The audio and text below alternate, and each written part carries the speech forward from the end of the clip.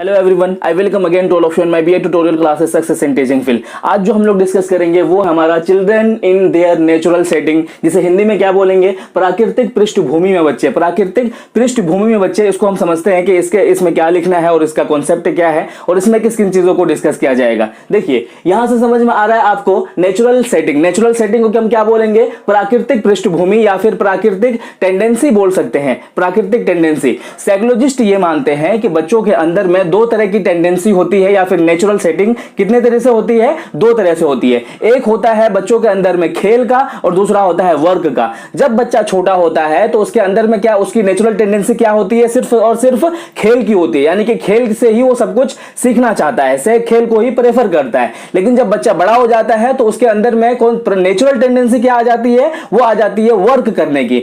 यानी कि बड़ा होने पे बच्चा ये सोचने लगता है कि मुझे कुछ करना है, मुझे कुछ बनना है, मुझे कुछ ड्यूटी है। ये सारी चीजें यहां पर डिस्कस क्या कहते हैं किया जाएगा। तो यहां पर आपने समझा कि नेचुरल जो सेटिंग है या फिर इसे क्या बोलेंगे हिंदी में, प्राकृतिक जो पृष्ठभूमि है। प्राकृतिक जो पृष्ठभूमि है ये मानते हैं, प्राकृतिक पृष्ठभूमि ये मानते हैं कि बच्चों को ऐसा नेचुरल वातावरण, नेचुरल एनवायरनमेंट प्रोवाइड किया जाना चाहिए जिससे कि बच्चे के अंदर की जो टेंडेंसी है, नेचुरल टेंडेंसी है बच्चे की, यानी कि बच्चे की जो प्राकृतिक या फिर नेचुरल जो टेंडेंसी है उसके थ्रू से उस बच्चे को सिखाना चाहिए, उसके थ्रू से उस बच्चे को सिखाना चाहिए। जैसे कि बच्चे के अंदर में अगर बच्चा है तो सबसे ज्यादा उसके अंदर में किस चीज की नेचुरल टेंडेंसी होती है, किस चीज की होती है, वो सिर्फ और सिर्फ खेल की होती है। बच्चा ये चाहता है कि खेल खेल में ही सीखे। तो कहा यह जाता है आज की डेट में, साइकोलॉजिस्ट ये मानते हैं कि बच्चे का ओवरऑल डेवलपमेंट अगर आप करना चाहते हैं ना, तो आप जो है उसकी नेचुरल टेंडेंसी को समझो, यानी कि उसको खेलने का मौका दो। उसको खेलने का मौका दोगे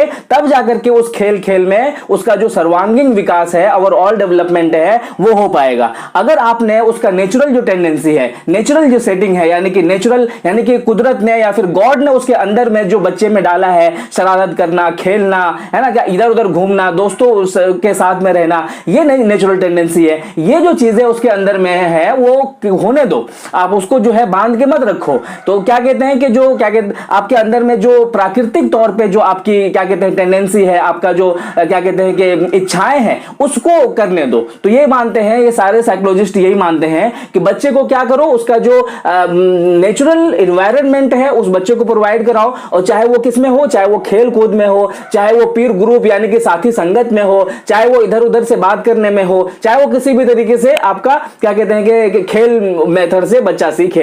इतना समझ में आ गया कि नेचुरल सेटिंग इन चिल्ड्रन क्या क्या डिस्कस करता है। यही वजह है कि साइकोलॉजिस्ट, आपने सुना होगा बीएफ स्किनर, ये मानते हैं कि खेल का मैदान बालक का निर्माण स्थल होता है। क्या कहते हैं बीएफ स्किनर, कि खेल का जो मैदान होता है वो बालक का निर्माण स्थल होता है। यानी कि बालक जो है अपनी हर चीजों का जो विकास है, हर चीजों का जो ओवरऑल डेवलपमेंट है, वो कहां से कर पा रहा है, वो कर पाएगा सिर्फ और सिर्फ खेल के मैदान से, और खेल करके कर सकता है। तो यहां पर ये कहा जाता है, जैसे कि कल के डेट में ये माना जाता था कि खेल बच्चों के लिए बहुत ज्यादा हानिकारक मानते थे कि खेलेगा बच्चा तो बर्बाद हो जाएगा। लेकिन आज का जो साइकोलॉजिस्ट ये मानते हैं कि नहीं, बच्चे को खेलने का मौका देना चाहिए। उससे क्या होगा, उसमें क्या होगा, मजबूती आएगी, उसका फिजिकल डेवलपमेंट होगा, उसका मेंटल डेवलपमेंट होगा, उसका इमोशनल डेवलपमेंट होगा। और वो किससे होगा, सिर्फ और सिर्फ नेचुरल टेंडेंसी। और नेचुरल टेंडेंसी क्या है कि उसको खेलने का अवसर देना, ठीक है ना। तो क्या कहता है कि उस खेल के थ्रू से बच्चों के अंदर में फिजिकल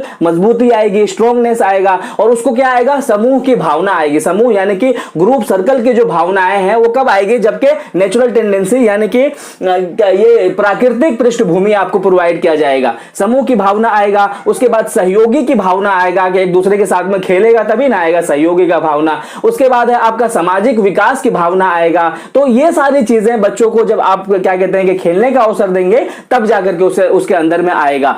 अब हम समझते हैं कि इसकी थ्योरीज कौन कौन सी है। इसकी थ्योरीज, इतना लिखने के बाद में आप थ्योरीज समझिए कि इसकी थ्योरीज कौन कौन सी है। देखिए, थ्योरीज ऑफ प्ले यानी कि खेल के सिद्धांत कौन कौन से हैं। पहला सिद्धांत होता है आपका सरप्लस एनर्जी थ्योरी, यानी कि अतिरिक्त शक्ति सिद्धांत। यह दिया है आपका शीलर एंड क्या कहते हैं कि स्पेंसर, शीलर एंड स्पेंसर ने यह थ्योरी दिया है। कौन सा, surplus energy theory. Surplus energy theory क्या कहता है, सरप्लस एनर्जी थ्योरी यह कहता है कि बच्चे के अंदर में जो अतिरिक्त शक्ति होती है, अतिरिक्त जो शक्ति होती है उसको यूज करने के बाद में उसमें जो एनर्जी है ना, सरप्लस एनर्जी जो है वो क्या होता है, है वो क्या कहते हैं कि खत्म हो जाती है। यानी कि उसकी जो एक्स्ट्रा शक्ति है बच्चे के अंदर में, जो एक्स्ट्रा पावर है वो खेलने के बिहाफ पर क्या होता है, खेलने के बिहाफ पर वो क्या होती है, यूज हो जाती है या फिर उसका कहते हैं कि खत्म हो जाती है खेलने के बाद में। तो ये मानते हैं कि खेलने से क्या होता है कि बच्चे के अंदर में जो एक्स्ट्रा पावर है वो खत्म हो जाता है। तो साइकोलॉजिस्ट ये मानते हैं कि नहीं, जिसके अंदर में एक्स्ट्रा पावर नहीं है तो क्या वो खेलेगा नहीं। तो ये एक जो सिद्धांत है इसको बहुत एक्सेप्ट नहीं करते हैं। उसके बाद में आपका आता है रिक्रिएशन थ्योरी, जिसे क्या बोलेंगे, मनोरंजन सिद्धांत। ये किसने दिया है, लॉर्ड कैम्स और दूसरा जो है पार्ट्रिक दूसरा साइकोलॉजिस्ट है, इन्होंने दिया है। ये कहते हैं कि खेलना क्या है, खेलना सिर्फ एक मनोरंजन है। ये कहते हैं कि खेलना मनोरंजन है और मनोरंजन के लिए खेलना बहुत जरूरी है। लेकिन दूसरी बात ये कहते हैं कि खेलने के थ्रू से जो शक्ति जो है वो इंसान खोता है, इंसान जो अपनी शक्ति खोता है खेलने के थ्रू से, वो शक्ति दोबारा से वो क्या करता है, गेन कर सकता है। तो यहां पर जो है, यहां पर ये कमी हो जाती है कि पहली बात तो बच्चा जो है शक्ति खोता नहीं है, शक्ति जो है खेल के थ्रू से खोता नहीं है। इतना तो सभी को ये क्या कहते हैं कि एक्सेप्ट करते हैं, क्या है कि ये जो है क्या कहते हैं कि ये क्या है, रिक्रिएशन थ्योरी है। ये तो सब मानते हैं कि मनोरंजन थ्योरी है, ये खेल एक मनोरंजन है। लेकिन ये नहीं एक्सेप्ट करते हैं कि खेल के थ्रू से जो शक्ति लॉस होती है उसको दोबारा से गेन किया जा सकता है। ये नहीं मानते। क्यों नहीं मानते हैं? साइकोलॉजिस्ट ये कहते हैं कि पहली बात तो खेल जो है वो शक्ति को लॉस करता है नहीं। बच्चा कितना भी थका होता है, देखा होगा आपने, स्कूल से वो थका हारा आता है, लेकिन अगर उसने ग्रुप को खेलते हुए कहीं देखा है तो जल्दी से आएगा घर पे और घर पे बस्ता फेंकेगा और भागेगा खेलने के लिए। तो कहने का मतलब है कि खेलने से शक्ति तो जाती नहीं है ना, खेलने से थकान भी नहीं होती है। बल्कि आपने देखा होगा बच्चा कितना भी थका हो, अगर उसके ग्रुप में से कोई बच्चा आगे कहता है चलना खेलते हैं, वो धड़ से भाग करके जाएगा खेलने के लिए। तो ये जो कहते हैं कि जो शक्ति है वो लॉस होती है, फिर उसको एक्सेप्ट करते हैं। तो ये जो है सिद्धांत उतना ज्यादा क्या कहते हैं यूजफुल नहीं होता है, इसलिए कि ना तो खेल से शक्ति क्या कहते हैं कि लॉस होती है और ना ही शक्ति गेन होती है इससे, ठीक है ना। तो दूसरा होता है आपका रिकैपिचुलेटरी का मतलब क्या होता है, पुनरावृत्ति सिद्धांत। पुनरावृत्ति सिद्धांत किसने दिया है, स्टेनले हॉल ये कहते हैं कि पुनरावृत्ति यानी कि खेल हमारी पूर्वजों की चीजें हैं। तो वो पूर्वज करते आए हैं, खेल खेलते आए हैं, तभी पूर्वज बहुत इतना सक्सेस रहे हैं, तभी तो हमको क्या है, खेल खेलना चाहिए। तो ये कहते हैं कि पूर्वजों, तो ये भी इतना ज्यादा यूजफुल नहीं माना जाता है। उसके बाद होता है आपका एंटीसिपेटरी का मतलब होता है कि क्या कहते हैं, पूर्व अभिनय सिद्धांत। यानी कि एंटीसिपेटरी सिद्धांत ये कहता है कि बच्चा जो है जिस खेल को अभी खेल रहा है उस खेल के माध्यम से अपना कल का जो खेल होता है, अपनी कल की जो भावनाएं हैं उसको जगाता है। इसको समझिए, जैसे कि एक लड़की है तो लड़की कैसे खेलती है, जो बच्ची है, जो गुड़िया है, वो गुड़िया किस तरीके से खेलती है, बच्चे वो जो है मिट्टी के खिलौने से खेलती है। वहां पर क्या है, दूल्हे दुल्हन को बनाती है वो, और उसके बाद किचन के सामान से खेलती है, किचन के सामान को कैसे यूज करते हैं, किचन के सामान की सिस्टमेटिक किस तरीके से रखते हैं, दूल्हे दुल्हन की किस तरह से शादी होती है गुड्डे गुड़िया की, उस तरह से खेलते हैं। तो ये थ्योरी ये कहता है एंटीसिपेटरी सिद्धांत कि वो अपना जो कल का जो क्या कहते हैं कि इमोशन है, कल का जो क्या कहते हैं कि सिचुएशन है, उसको उसके लिए तैयार हो रही है। वो जो लड़की है जो खेल खेल रही है उसके थ्रू से वो कल के लिए तैयार हो रही है। ये मानते हैं क्या कहते हैं कि कार्ल ग्रोस ये मानते हैं। उसके बाद होता है आपका साइकोलॉजिकल थ्योरी, मनोवैज्ञानिक थ्योरी। ये क्या कहते हैं, ये क्या मानते हैं कि ये एक साइकोलॉजिकल यानी मनोवैज्ञानिकली तरीके से बच्चे को स्ट्रांग बनाता है। उसके बाद होता है आपका क्या कहते हैं, कथारसिस थ्योरी। ये मानते हैं कि खेल के थ्रू से हम अपना टेंशन को दूर कर सकते हैं। उसके बाद होता है आपका कंपेंसेशन थ्योरी जो है, ये कंपेंसेशन थ्योरी ये कहता है कि खेल के थ्रू से हम अपनी हर तरह की जिज्ञासा को, इंटरनली जिज्ञासा को बाहर निकाल सकते हैं, ठीक है ना। कंपेंसेशन थ्योरी क्या कहता है, यानी कि क्षतिपूर्ति थ्योरी क्या कहता है कि हम इंटरनली शक्ति को खेल के माध्यम से बाहर निकाल सकते हैं। तो ये थी थ्योरी की बात। अब हम समझते हैं कि कितने प्रकार के खेल होते हैं। देखिए काइंड्स ऑफ प्ले यानी कि खेल के प्रकार। पहला होता है आपका पैरेलल प्ले में क्या किसको बोलेंगे, समांतर खेल में देखिए 7 से 8 महीने का जो बच्चा होता है वो जो है बच्चा जो है क्या कहते हैं कि स्वतंत्र रूप से खेलना शुरू कर देता है। 7 से 8 महीने का जो बच्चा होता है वो अकेले होकर के खेलना पसंद करता है।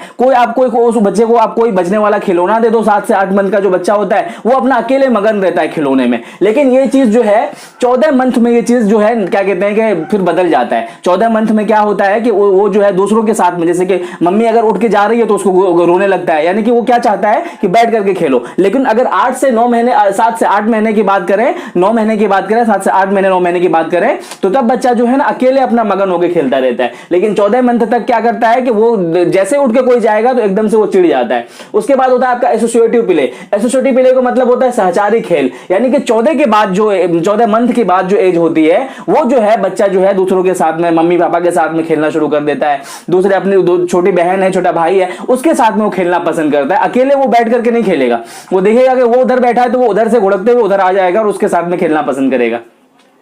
उसके बाद होता है आपका ग्रुप या फिर कोऑपरेटिव प्ले, यानी कि सामूहिक जो प्ले होता है ये 3 से 4 साल में शुरू हो जाती है। यानी कि बच्चा अब अकेले पसंद नहीं करता, वो पता है अपनी मम्मी से कहता है कि मुझे बाहर से बच्चे बुला करके ला दो, है ना, तो वो अकेले खेलना पसंद नहीं करता है। 3 से 4 साल के एज में वो दूसरों के साथ में खेलना पसंद करता है, वो अकेले नहीं खेलता है। उसके बाद में आप देख सकते हो फिजिकल प्ले। शारीरिक प्ले का मतलब क्या है? फिजिकल प्ले का मतलब ये होता है कि आपने बच्चे को देखा होगा कि आपसे क्या करेगा, वो बच्चा क्या करेगा ना, आपसे पैर को पैर मिलाएगा और ऐसे ऐसे ऐसे ऐसे करके साइकिल चलाएगा, या फिर आपसे क्या कहते हैं कि आपको ऐसे चिढ़ा करके भाग जाएगा, तो वो भागेगा और फिर कहेगा कि आप मुझे पकड़ो। तो ये सारी चीजें फिजिकल प्ले में आती है। उसके बाद आता है आपका मेंटल प्ले में जो आप स्टोरी सुनाते हो, जो कहानियां सुनाते हो, भूत की कहानियां, ये सब वो सब जो है, इससे क्या होता है, मेंटल प्ले होता है। और दूसरा अगर आप लूडो भी तो खेलता है ना इस एज में बच्चा, तो लूडो अगर खेलता है तो उसकी जो मानसिक क्षमताएं भी बढ़ती है। तो ये था आपका क्या कहते हैं कि खेल के प्रकार। अब इसके कैरेक्टरिस्टिक्स को देख लेते हैं। कैरेक्टरिस्टिक्स में क्या आता है? कैरेक्टरिस्टिक्स ऑफ क्या कहते हैं कि चिल्ड्रन प्ले,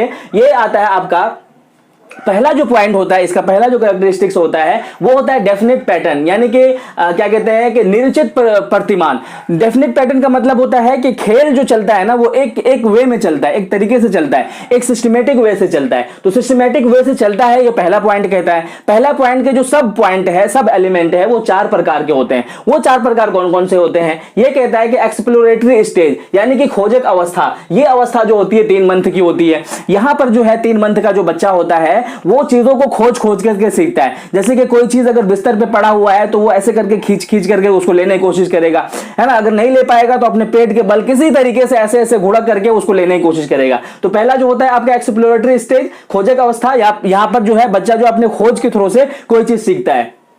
उसके बाद आता है आपका टॉय स्टेज। टॉय स्टेज का मतलब होता है खिलौना अवस्था। ये 1 साल में आता है। अब बच्चा जो है खिलौने के साथ में खेलना शुरू कर देता है। अब उसको खिलौना चाहिए, है ना, क्योंकि अब वो दूसरों को देख रहा है खिलौना, तो वो कहता है कि मुझे भी खिलौना चाहिए। 1 साल में खिलौने की एज शुरू हो जाती है।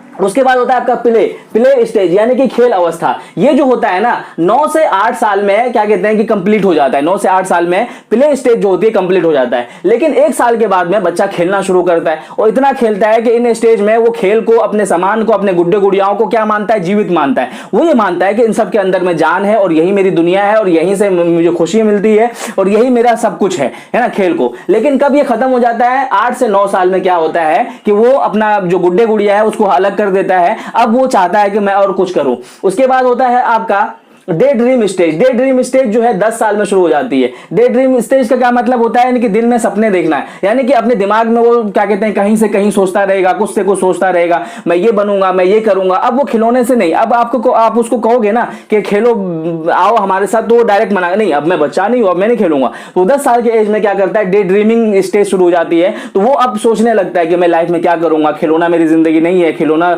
में तो जान नहीं है, ऐसी चीजें सोचना डे ड्रीमिंग शुरू कर देता है।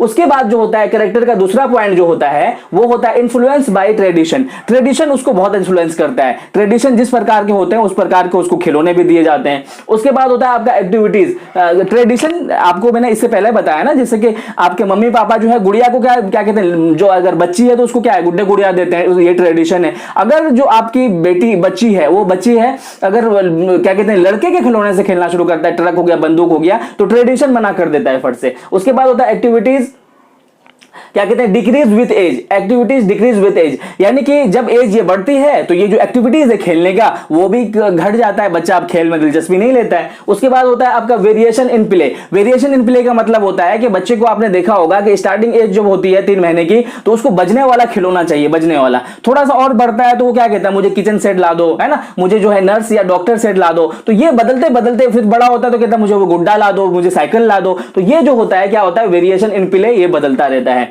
उसके बाद होता है आपका सेक्स एप्रोप्रिएशन। सेक्स एप्रोप्रिएशन का मतलब होता है कि बच्चा जो है 3 से 4 साल की एज में नहीं समझ पाता है कि मैं एक लड़की हूं या फिर वो मेरा भाई एक लड़का है, वो नहीं समझ पाता है। वो सारे खिलौनों को मिला करके खेलता है, सारे के साथ में खेलना चाहता है, लेकिन 3 से 4 साल में वो चीज समझ जाता है कि नहीं, मैं एक लड़की हूं, मेरा खेलने का जो सामान है वो अलग है, मेरा किचन सेट होगा, मेरा भैया का जो होगा वो डॉक्टर सेट होगा, मेरे पास गुड्डे गुड़िया रहेंगे और भैया के पास में क्या रहेंगे, भैया के पास में क्या कहते हैं कि बंदूक रहेगा, गाड़ी रहेगा। तो ये जो है 3 से 4 साल में बच्चा समझना शुरू कर देता है।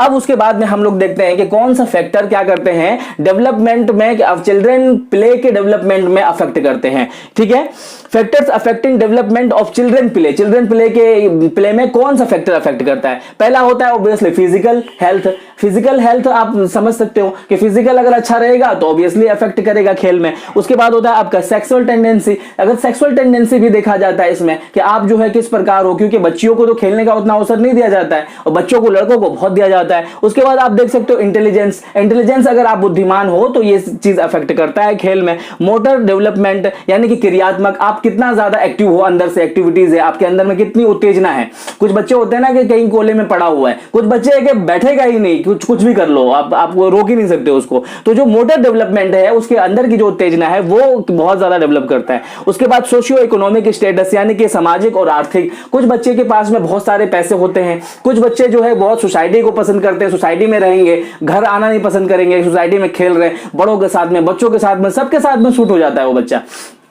कुछ बच्चे इस तरीके से होते हैं जो बहुत पैसे वाले होते हैं, उनको 50 तरह के खिलौने हैं तो घर में अपने खिलौने से खेल रहा है, तो ये बहुत ज्यादा इफेक्ट करता है। उसके बाद होता है आपका लीजर टाइम यानी कि खाली वक्त। खाली वक्त भी जैसे मिलेगा तो बच्चा क्या सोचता है, कुछ नहीं सोच करके बस खेलना खेलना सोचता रहता है, तो ये भी इफेक्ट करता है। उसके बाद होता है आपका प्ले इक्विपमेंट यानी खेल के जो साधन होते हैं। अगर आपने खेल के साधन दिए हुए हैं बच्चे को, बहुत सारे गार्डन दिए हुए हैं, बहुत सारे क्या कहते हैं कि बागीचे बने हुए हैं, बहुत सारे प्ले ग्राउंड बने हुए हैं, खिलौने के बहुत सारे साधन दिए हुए हैं, तो साधन के बिहाफ पर ये जो क्या कहते हैं डेवलपमेंट चिल्ड्रन प्ले है वो उसमें इफेक्ट करता है। उसके बाद उसकी एज भी बहुत ज्यादा करता है, क्योंकि जिस एज में, जैसे कि मैंने बोला है ना कि जब 11-12 साल का बच्चा होता है तो वो खेल को छोड़ देता है, कहता है कि नहीं खेल में कुछ नहीं रखा है, तो एज के हिसाब से बहुत ज्यादा ये करता है। पीर ग्रुप बहुत, उसका अगर ग्रुप ज्यादा है तो ऑब्वियसली खेल में भी वो बहुत ज्यादा इन्वॉल्व रहेगा।